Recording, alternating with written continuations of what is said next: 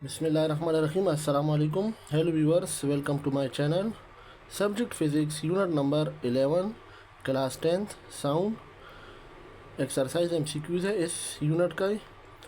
Choose the correct answer. जो first जो इसका MCQs है वो है the intensity of sound wave increases by 1000 watt पर square metre. What is this increase equal in decibel. एक साउंड वेव्स है जो कि 1000 वाट पर स्क्वायर मीटर की इंटेंसिटी से इंक्रीज़ हो रहा है. उसकी इंटेंसिटी इतनी इंक्रीज़ हो रही है. अब ये डेसिबल में कितनी इंक्रीज़ होगी, यानी डेसिबल में ये किस के बराबर होगी. इसमें इन्होंने हमें 4 ऑप्शन दिए हुए हैं. पहले में है A 10, दूसरा 20, C जो है वो 30 एंड D 40. सोल्यूशन पे हम आते हैं. इसमें हमने गिवन डेटा में क्या लेना है कि I1 यानी इंटेंसिटी 1 हमारे पास I के बराबर है, और इसी तरह इंटेंसिटी I2 जो है वो हमारे पास 1000 टाइम I के बराबर है.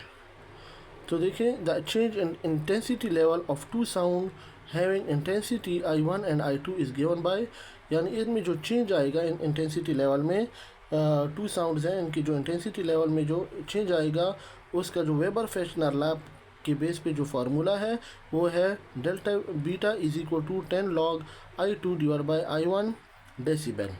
डेसिबल इंटेंसिटी लेवल का यूनिट है. तो देखिए delta beta is equal to 10 log I2 जो है वो हमारे पास है 1000.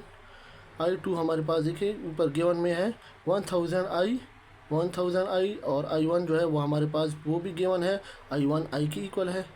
डेसिबल I हम आपस में क्या करेंगे, कैंसिल कर लेंगे. तो delta beta is equal to 10 log 1000 को हम लिख सकते हैं साइंटिफिक नोटेशन में 10 की पावर 3 डेसिबल. फिर देखिए delta beta is equal to 10 dot. अब देखिए हमारे पास उसका जो फार्मूला है ला है लॉगरिथमिक ला, log m की power n is equal to n log m.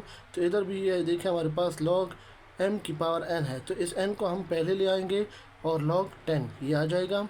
तो देखिए n log m आ जाएगा. तो फिर देखिए हमें पता है कि log 10 जो है वो 1 के बराबर होता है. फिर देखिए delta beta is equal to 10.3 से 30 आता है, और log 10 हमने लिखा डेसिबल. log 10 जो है वो 1 के बराबर है.